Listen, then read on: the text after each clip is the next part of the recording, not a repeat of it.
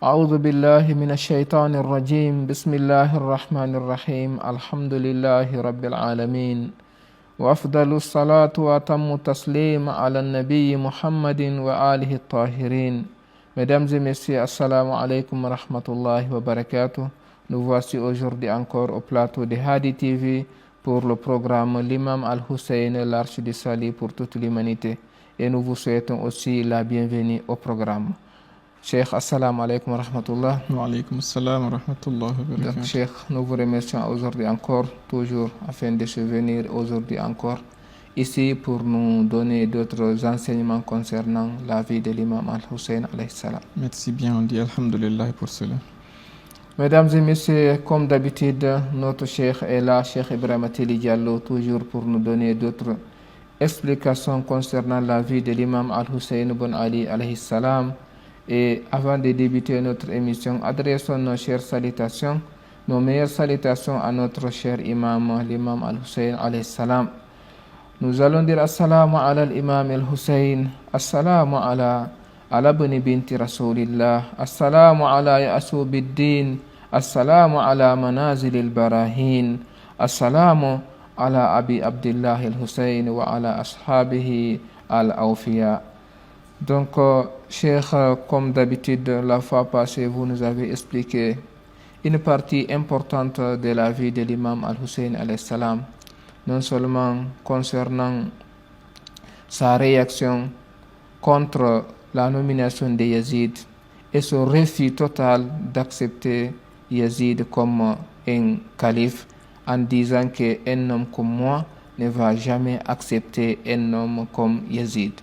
Donc, aujourd'hui encore, je voudrais que vous nous expliquiez ou bien vous nous parliez toujours les objectifs du soulèvement de l'imam Al-Hussein ibn Ali alayhi salam.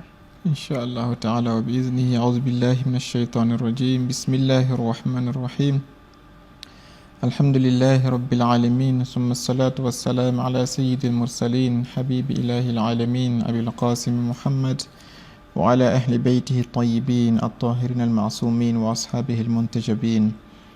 السلام على الحسين وعلى علي بن الحسين وعلى أولاد الحسين وعلى أصحاب الحسين ورحمة الله وبركاته. Nous disons assalamu alaikum wa rahmatullahi ta'ala wa barakatuh à ceux qui nous suivent et nous remercions Dieu de cette opportunité tout en le priant de nous guider et de nous inspirer des choses utiles à sa communauté. Inch'Allah ta'ala, comme on l'a déjà dit, l'imam Hussein a pris la décision de mener sa révolution et de quitter Médine pour aller à la Mecque après avoir dialogué avec son frère Mohammed ibn al-Hanafiya. Maintenant, pour que les gens ne l'accusent pas après, pour que les gens ne puissent pas le faire comme malheureusement ils le font actuellement, dire que l'imam Hussein c'est lui qui s'est opposé contre son chef, comme on le dit, en inventant de faux hadiths selon lesquels quand un chef est là, qu'il soit juste ou injuste, nous devons l'obéir de façon aveuglée. Nous allons voir que cette accusation ne tient pas avec l'imam Al-Hussein. C'est pas parce que c'est nous qui voulons le défendre, mais c'est lui-même, l'imam Al-Hussein, qui a été le mieux placé et qui est toujours le mieux placé pour nous expliquer quel est l'objectif de sa mission. Et cet objectif, il l'a donné à qui? À son frère de confiance, Mohammed ibn al-Hanafiya, pour que celui-ci puisse le transmettre à toute l'humanité pour que les gens ne puissent pas faire l'amalgame dans le sens du combat pour lequel il s'est levé. Avant d'entrer dans ce testament qu'il a laissé, dans lequel il explique sa mission, on va revenir un peu sur le constat et les motifs qui l'ont poussé à se lever. Son objectif, c'était quoi? C'est de sauver l'islam. Oui. Il avait deux preuves là-dessus. Une preuve qui vient de la phrase du prophète qu'il avait dit Al-Hassan ou Al-Hussein, imamani qama ou qa'ada. C'est-à-dire que Al-Hassan et Al-Hussein sont deux imams, qu'ils se soient assis sur le trône ou bien qu'ils se soient levés, comme on l'a dit. Et cela montre qu'en tant qu'imam de son temps, quel est son rôle? C'est de sauver l'islam, n'est-ce pas?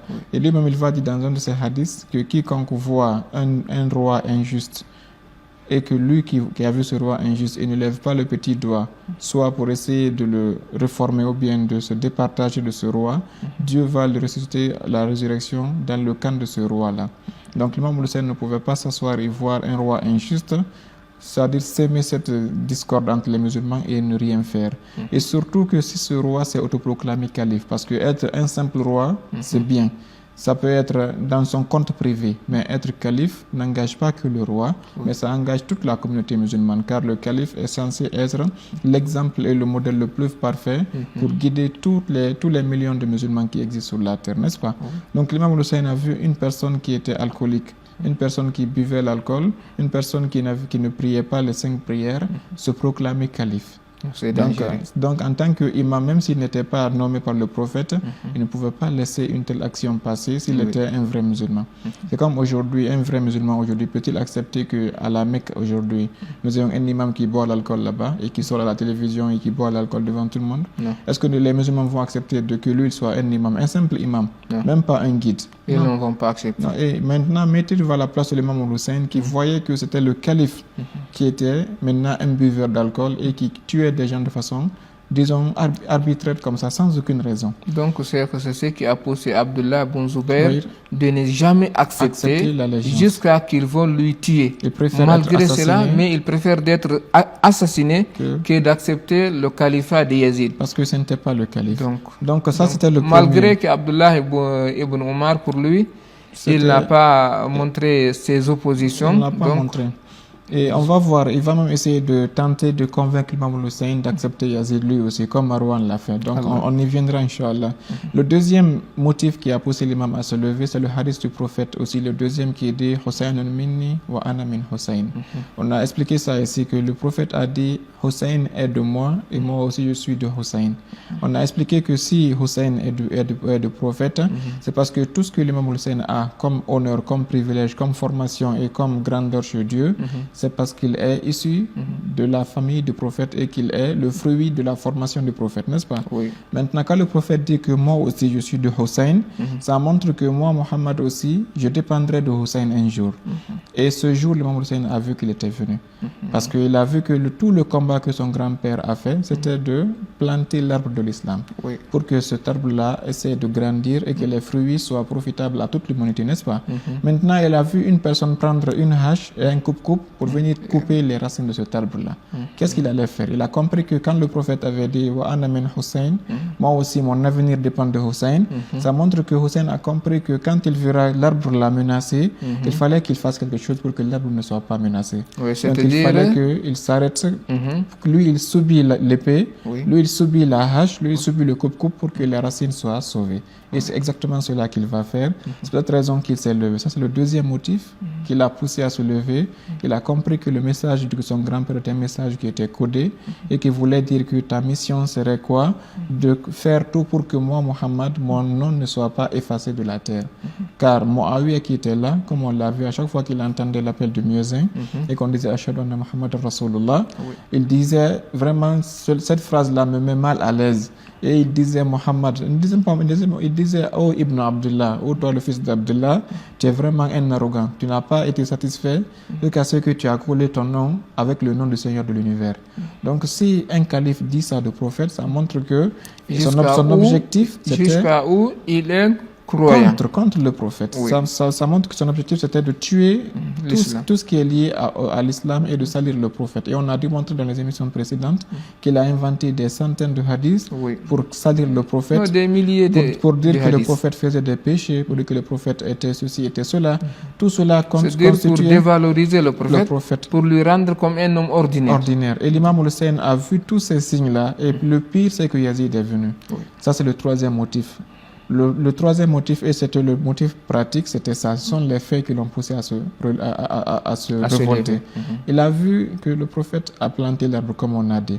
Il a vu que dès la mort du prophète, il y a eu une grande tempête qui est venue. Et que ça a poussé l'arbre a voulu s'incliner. Cette tempête, c'était quoi? C'était le fait d'empêcher celui qui avait l'arrosoir, l'imam Ali, d'arroser l'arbre. Parce que c'était lui qui avait la connaissance du prophète. L'arbre là, c'était l'arbre de la connaissance. Le prophète a dit, je suis la cité de savoir. Ali est la porte. Donc Ali devait être toujours là pour arroser l'arbre là, pour que l'arbre là puisse être grandi. Mais dès la mort du prophète, quelqu'un est venu, il a terrassé, disons, il a chassé celui qui devait être là. Il a réussi à convaincre la population et la population l'a soutenu comme calife en écartant l'imam Ali. L'imam Hussein était vivant quand cela s'est passé. Il a vu que son père a tout fait pour bloquer l'arbre pour que l'arbre ne tombe pas. Mais qu'est-ce qui s'est passé? Son père a été assassiné. Donc par exemple, Cheikh, un exemple terre à terre. Lorsque l'imam Ali alayhi salam est venu au pouvoir, les gens l'ont accepté. Oui. Donc il a voulu dire aux gens de ne pas faire ce qu'on appelle salatu at-tarawih, la prière que les musulmans font Dans le Ramadan. pendant le mois de Ramadan en groupe. Il a dit que ça là, ce n'est pas la tradition du prophète Mohammed. Ça là, abandonnez ça. Ce n'est pas légal de cette façon. C'est possible de faire la prière, mais de façon individuelle. Mais de façon individuelle. Oui. Parce que ce n'est pas les 5 prières qui sont obligatoires. Donc, en dehors de ces 5 prières qui sont obligatoires, si ce n'est pas la prière de la fête, par exemple du Ramadan, Oui. ou bien si ce n'est pas la prière pour tout juste demander à Dieu de nous envoyer de l'eau. De l'eau, la pluie, par Donc, exemple. c'est ce que veut dire que les autres prières ne sont pas acceptées d'être faites par groupe. Non. Donc, l'imam Ali a dit de ne pas faire cela. Mais dès qu'il a dit ça, qu'est-ce qui s'est passé? Les compagnons sont sortis dans les rues. Beaucoup. Ils ont dit que wa sunnata Umara, wa sunnata Umara. Il dit non, ça là, c'est la tradition de Umar. Oui. Mais il faut que ça reste. L'imam n'a pas pu. L'imam a dit, donc moi je vous dis. Donc si vous voulez, faites. Exactement. Si vous voulez prendre la sunna du prophète, ce n'est pas comme ça qu'il a fait. Il a fait exactement. Donc, Non, qu'est-ce qui s'est passé? Il a été désobéi. Oui. Et vu qu'il ne faisait que essayer de redresser l'arbre, qu'est-ce qu'ils ont fait? Ils ont pris un couteau et ils l'ont combattu par tous les côtés. Non seulement ils ont monté les femmes du prophète contre lui, ils ont eux-mêmes mis des clans. Il a fait tellement de combats qu'il a fini par être assassiné, n'est-ce pas? Imam al-Hussein était témoin de cela. Il voulait jouer son rôle, mais il n'était pas encore l'imam. Son frère Hassan est venu, il a trouvé Muawiyah. Muawiyah aussi a poussé l'arbre pour le faire tomber. L'arbre n'était qu'incliné, n'est-ce pas? L'imam al-Hassan a tenté par la paix de sauver l'arbre, mais l'imam al-Hassan aussi a été empoisonné. L'imam al-Hussein a vu que si lui, il suit les mêmes docilités, qu'est-ce qui allait se passer? Il était le seul qui avait vu le prophète maintenant. Parmi les imams, c'était le dernier qui était né du temps du prophète Mohammed sallallahu alayhi wa sallam. Donc, il savait que s'il restait comme ça, l'arbre que le prophète a planté, aucun témoin ne va rester maintenant pour sauver l'arbre. Donc, il a dit que lui, l'arbre, il va le redresser d'abord. Et deuxièmement, il l'a redressé à travers les conseils qu'il a fait, comme on a vu, durant que son frère Hassan vivait. Et que après la mort de son frère, il ne s'est pas révolté, mais il a préféré laver les virus que Muawiyah avait lancés dans la communauté, n'est-ce pas? Ça, il a redressé l'arbre. Maintenant, pour ne pas que l'arbre soit une fois de plus, disons, coupé, déterré, qu'est-ce qu'il a fait? Il a préféré se mettre entre l'épée et l'arbre. C'est cette raison qu'il va dire dans une de ses phrases célèbres, In kana dinu jaddi, si la religion de mon grand-père,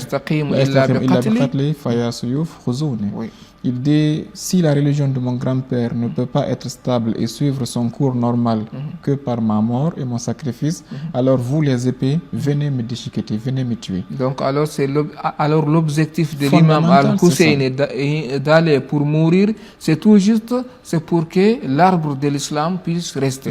Et c'est pour cette raison qu'on a une phrase qui est très célèbre qui dit à l'islam, Muhammadiyatul wujud wa Husseiniyatul baqa. C'est-à-dire que l'islam, s'il a existé, c'est par l'effort du prophète. Mais s'il est resté intact et à son état originel jusqu'à présent, c'est par l'effort de l'imam Hussein alayhi salam. Donc voilà, ce sont les motifs qui l'ont poussé à se lever. Et maintenant, c'est ça qu'il va résumer dans son testament qu'il va écrire à son frère Mohammed ibn al-Hanafiya, pour que non seulement cela soit resté par écrit, comme on dit, l'écrit va toujours rester. Et rester dans les mains d'une personne de confiance dont il avait la confiance qu'il ne va jamais modifier le contenu de sa lettre. Ok, donc Cheikh, si la parole du prophète en disant que wa ana min Hussein, moi le prophète, je suis ici de Hussein, c'est-à-dire c'est par l'effort que l'imam Hussein va fournir après lui pour toujours faire rester l'islam sur terre, et pour ne pas que le mot entre Muhammad et Allah et Muhammad soit séparé. C'est parce que Hussein va fournir un effort, il va être tué, ainsi que toute sa famille, ainsi que tous ses amis, pour faire rester ces choses-là. C'est pour ce que là, que le prophète a dit, wa ana min Hussein. Et c'est cela qu'on comprendra dans ce hadith. C'est un hadith qui est difficile à comprendre pour celui qui ne connaît pas l'histoire, mais c'est exactement cela. Le prophète a dit que moi, mon avenir dépend du sacrifice de l'imam al-Hussein. L'islam dans sa totalité viendra à un certain temps, comme on l'a donné en image ici. Il y a eu une porte qui se ferme et que quand elle se ferme, tous ceux qui sont dedans vont mourir. Il fallait que les gens sortent pour se sauver. L'imam al-Hussein voit que s'il sort, lui il est sauvé, il est déjà au paradis. Mais il revient en arrière, il prend la porte pour que la porte ne tombe pas, afin que les gens sortent. Malgré que la porte va descendre petit à petit sur lui jusqu'à ce que ça l'écrase, il meurt là-bas. Il préfère mourir, mais après que tout l'islam soit sorti, pour que l'islam ne soit pas barré dans le temps et que l'islam continue à rester jusqu'à la fin du monde. Donc alors il a donné sa vie comme une bougie. Exactement. Il se brûle pour donner la lumière aux autres. Et c'est exactement ce sacrifice qu'il a valu d'être lui seul Safinatun Najat. Tous les imams sont des Safina comme on l'a dit, mais le bateau de l'imam Hussein est le plus grand et le plus rapide aussi. Donc la lettre telle qu'il l'a expliqué ici, il le reprend au début et elle comporte deux parties fondamentales. Une partie où il lave les virus d'abord, son combat psychologique, son combat spirituel qu'il faisait pour laver, parce qu'on avait dit qu'un jour il avait rencontré une personne qu'il avait qualifié de kafre. Il a dit, j'ai appris que tu m'as dit que moi, Hussein, et mon frère et mon père, nous sommes des kafres, n'est-ce pas? Nous savons comment l'imam a présenté Dieu à cette personne, parce que cette personne a fini par pleurer et reconnaître la vérité, n'est-ce pas? Donc, vu que c'était une seule personne qui avait connu cela, il a préféré mettre par écrit pour rappeler aux gens qu'il est toujours le fils du prophète, qui reconnaissait tout ce que le prophète a amené et que les accusations de Muawiyah qu'il a dilapidé et qu'il a propagé dans le royaume islamique, disant que Ali est mécréant, ses fils sont des mécréants, ne sont pas des informations justes et valables. Donc la première partie, il dit ceci. Il dit Hada ma awsa bihi al-Hussein bin Ali ila akhihi Muhammad ibn al-Hanafiya. Il dit ce qui va suivre est le contenu du testament que l'imam al-Hussein a écrit à son frère Muhammad ibn al-Hanafiya. Premièrement, d'abord, il dit Anna al-Hussein yashhadu an la ilaha illallah wahdahu la sharika la. C'est une phrase qui est très étonnante pour un musulman, mais qui, au contexte de l'époque, était très importante. C'est-à-dire que sachez que, contrairement à ce que Muawiyah dit, que moi, Hussein, je ne suis pas croyant, sachez que je reconnais qu'il n'y a de Dieu que Dieu. Cette phrase, elle fait pleurer, cher. Parce que quand l'imam al-Hussein, le petit-fils du prophète, le prophète lui a dit qu'il est le chef de tous ceux qui vont rentrer au paradis. Comment lui, il va être contraint à une situation qu'il est obligé de démontrer qu'il est musulman? Non, vraiment. Ça fait très mal quand on voit cette L'ennemi phrase. était fort. L'ennemi était fort. Ça montre que l'islam avait complètement disparu à peu près. C'était juste qu'il fallait qu'il reconnaisse d'abord qu'il est musulman. Ça, la contrainte était trop, jusqu'à son cou, il était serré. Donc, cher, c'est ici que nous allons signaler ici. Parce qu'une personne peut nous demander alors pourquoi la famille du prophète, les imams légaux, pourquoi eux, ils ont toujours des ennemis. Donc, nous allons dire que tous les prophètes que Dieu a envoyés sur terre, chacun détient un grand Satan qui est contre lui. C'est toujours comme chacun détient un ennemi farouche contre lui. Tous les prophètes et tous les successeurs des prophètes, les successeurs qui ont été nommés par Dieu et son prophète. Si vous voyez un successeur ou bien une personne qui dit que je suis prophète, mais il n'a pas un ennemi, donc c'est ce qui veut dire que ce n'est pas réel. Il n'est pas un prophète.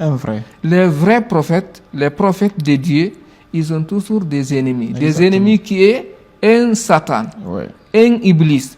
Donc si vous voyez Imam Ali, Hassan, Hussein, ils ont rencontré des difficultés avec des rois, des personnes qui ont pris leur succession. C'est parce qu'ils sont des vrais imams. Ce sont eux les vrais imams. Ce sont eux les vrais imams. Et cela est un signe pour nous montrer que c'est eux qui sont les dignes d'être suivis et pas les autres. Donc l'imam Hussein revient ici aux choses les plus élémentaires de l'islam. Quand quelqu'un dit, est-ce qu'aujourd'hui moi je suis obligé d'aller reconnaître ça devant une personne? Même devant un chrétien, je ne suis pas obligé. Parce que déjà, dès que quelqu'un est né d'un père musulman, on reconnaît qu'il est musulman. Automatiquement, il est musulman. Il n'a pas besoin d'aller prouver cela. Mais si l'imam Hussein, nous savons que le testament est une chose qui est très sacrée. Mais s'il est obligé de dire ça dans son testament, ça trouve que la situation était très très critique. Il fallait qu'il démontre qu'il est musulman d'abord. Donc voyons jusqu'où l'islam a été métamorphosé. C'est pour cette raison que l'image que les gens racontent ici sur l'histoire de l'islam, disant que tous les compagnons étaient des musulmans et qu'après le prophète c'était la paix, c'était et tout ceci. Disons que ce n'est qu'un fil de mensonges, des tonnes et des tonnes de mensonges qu'il faudrait comprendre en revoyant la vérité sur ce qui s'est réellement passé. Il dit wa anna Muhammadan abduhu wa rasuluhu. Il dit reconnaissez, il dit dans cette lettre que je reconnais que Muhammad sallallahu alayhi wa sallam est le prophète de Dieu ainsi que son serviteur. Ja'a bil haqqi, il a amené la vérité min indillah à partir de Dieu. Donc ici on va voir la suite du testament inchallah dans quelques instants. Ok Cheikh, merci de ces explications. Marquons une petite pause, après vous allez continuer à nous donner le testament de l'imam Al-Hussein ibn Ali alayhi salam.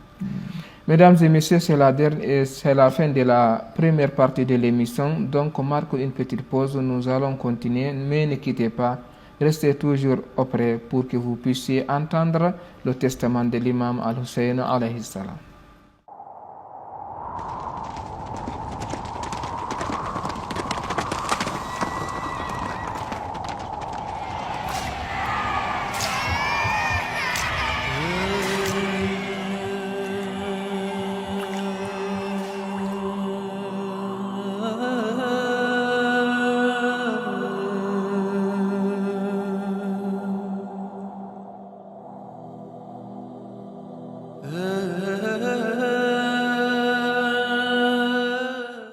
Et bienvenue à nouveau à la deuxième partie de l'émission. Vous suivez toujours le programme l'imam Al-Hussein, l'arche du salut pour toute l'humanité.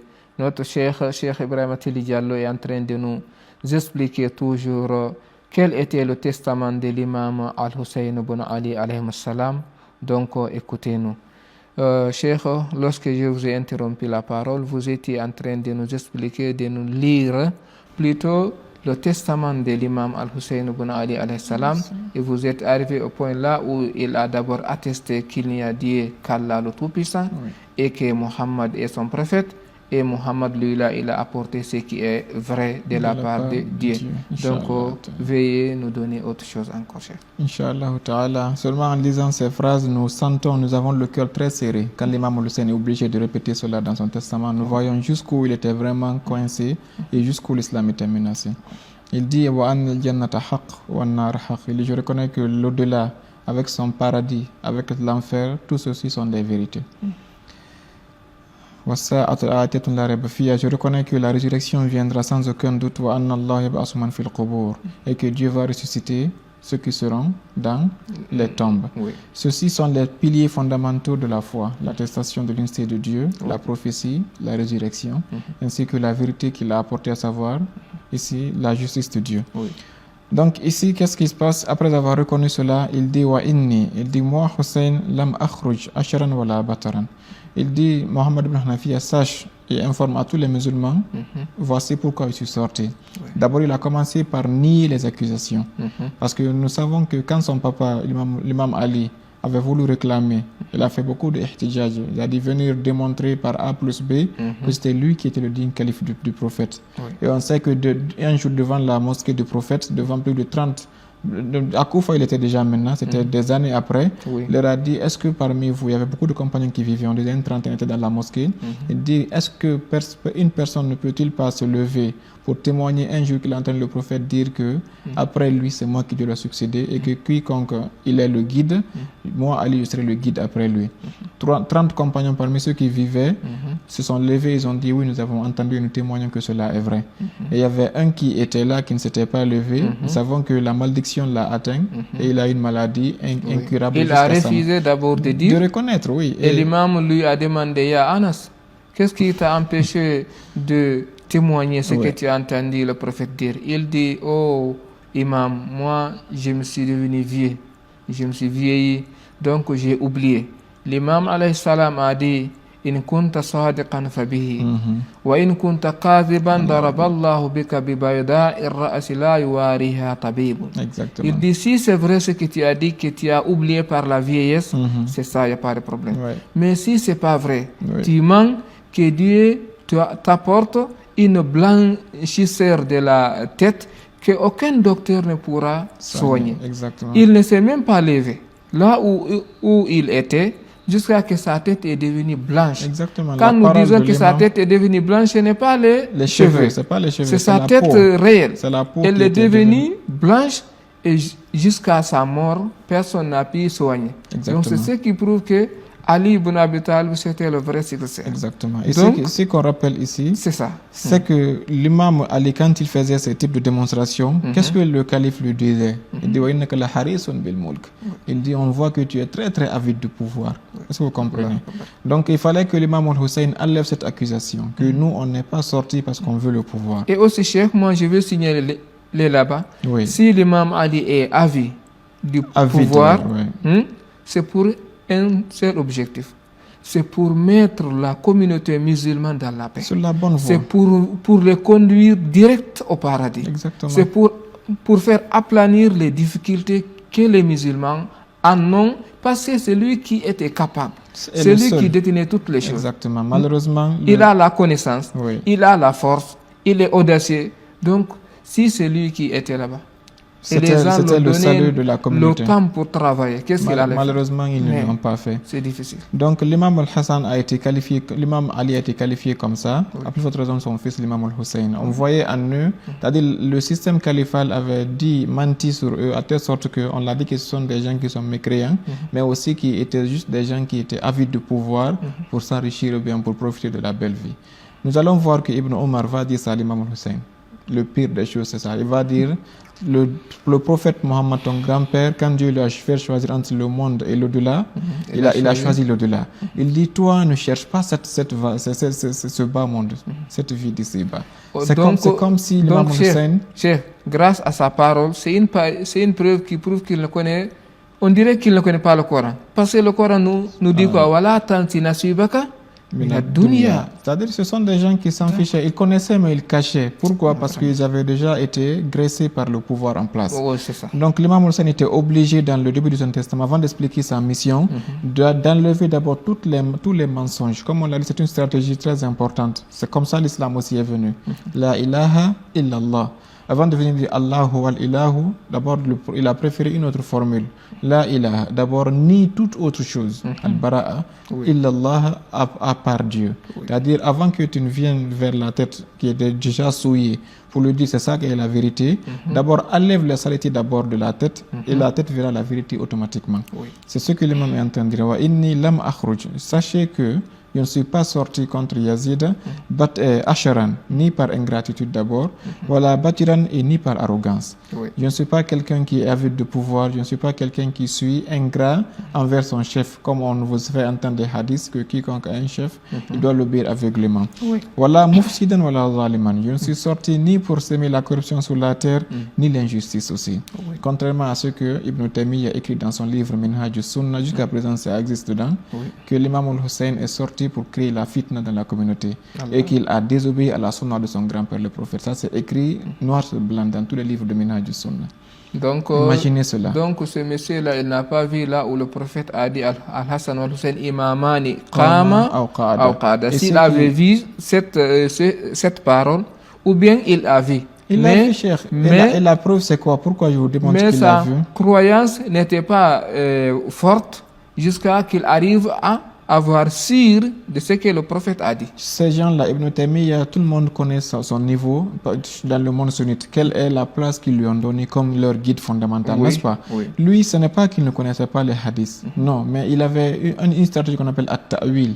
Tout ce qu'il voyait, il interprétait, il modifiait le sens pour donner un nouveau sens à ces hadiths. Nous avons dit quoi? Il va interpréter les choses selon sa passion. Ses avantages lui-même, pour ne pas donner raison à Ahlul Bayt. Nous avons dit que le jour que le prophète a démontré que Ahlul Bayt ce n'est pas Aïcha ni autre personne, mais c'était l'imam Ali et Sayyidah Zahra, par les 6 mois qu'il allait et les 9 mois qu'il allait chaque matin pour dire Assalamu alaikum Ahlul Bayt, as-salat, as-salat. Après, il lit le verset Nama yuridullah. Oui, à la maison de Fatima. Ces hadiths sont des hadiths qui sont authentiques. Il n'a pas pu les cacher, mais qu'est-ce qu'il a fait?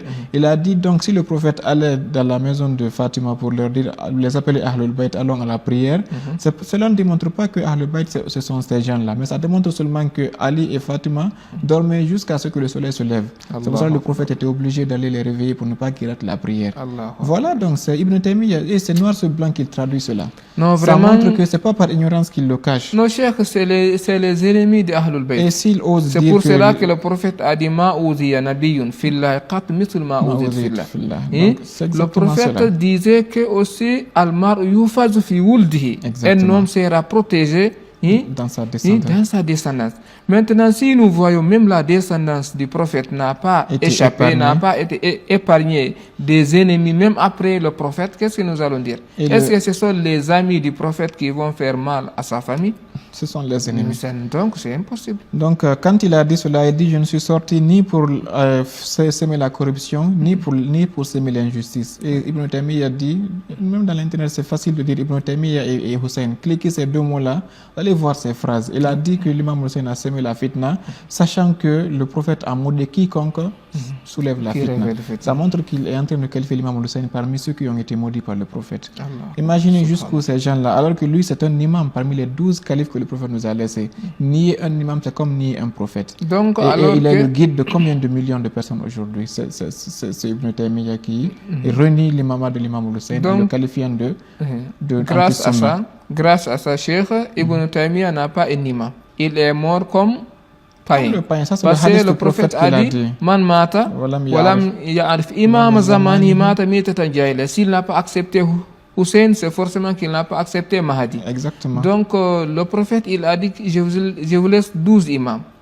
Le premier, c'est Ali. Oui. Le dernier, c'est Mahdi. Maintenant, parmi les 12, il a donné spécificité à 2 personnes, Hassan et Hussein. Oui. Il dit Saïda Shabab Ahli Jannah.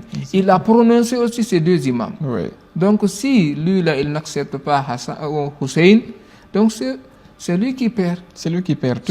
Toutefois, il reconnaît Yazid comme le calife et il reconnaît que l'imam Hussein s'est levé contre l'imam de son temps. Imaginez, tout ça, ce sont des choses, on dit ça pour montrer à ceux qui suivent ces gens-là qu'ils réfléchissent 2 fois ou 7 fois avant de ce côté cher, oui. Alors lui, Ibn Taymiyyah, il est contre l'un de ces imams qui est non seulement de Ahl Sunnah wal Jama'a, l'imam qui dit Iza kana hubbu Ali Muhammadin rafdan falyashhadu thaqalani anni rafid. Non, ça c'est Shafi'i, il est très simple là-dessus. Ok, l'imam Shafi'i, il dit que si le fait d'aimer Ahlul Bayt, si cela veut dire que c'est une personne qui sort de l'islam, alors que les hommes en général et les djinns soient témoins que moi je suis sorti de l'islam. Car moi je vais les aimer. Car moi j'aime Ahlul Bayt. J'aime Hassan, j'aime Hussein, j'aime Ali, j'aime les descendants de Hussein. Donc si Ibn Taymiyyah est contre Hussein, alors il a d'abord nié l'un de ses imams. Qu'il prétend suivre. Il prétend suivre, mais malheureusement, il ne les suit pas. Oui. Donc, l'imam Hussein continue maintenant. Après qu'il ait nié les accusations, qui seront comme... Il savait que ça allait venir après lui, les gens allaient l'accuser, mais lui-même, dans son testament, il les a niés. Oui. Donc, pour tout musulman qui écoute ce testament, il sait qu'Ibn Taymiyyah a menti sur l'imam Hussein alayhi salam. Il dit « Wa innama kharajtu li talab al-islahi fi ummati jaddi ». Ça, c'est l'objectif fondamental de l'imam. Oui. Il dit « Sachez que wa innama », c'est-à-dire en commençant par innama en arabe, on connaît ce que ça veut dire. Oui, il y a une précision. C'est une précision et une exclusivité. Il n'y a pas autre chose. C'est uniquement pour ça. Oui. C'est-à-dire que je ne suis sorti que pour une seule et unique objectif, c'est pour chercher à réformer la communauté de mon grand-père. Oui. C'est-à-dire al-islah ba'd al-fasad. Oui. Ça montre que là, il a démontré que l'islam était complètement détruit. Oui. Il est venu, quand on dit je viens pour rénover ou bien pour réparer mon vélo, ça montre que mon vélo était déjà cassé. Oui. Donc il dit je suis venu pour réparer l'islam.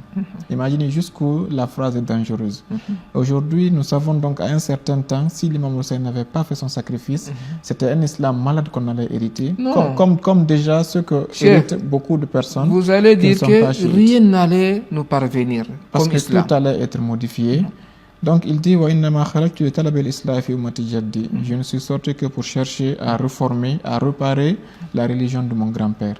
Et cela, ça montre que il n'a pas dit ummati rasulillah, il a dit jaddi. Ça montre que ça lui appartient comme ça appartenait à son grand-père. Le souci que le prophète avait pour cet islam, il a le même souci que cela. Car le prophèt a dit Hussainun minni wa ana min Hussain.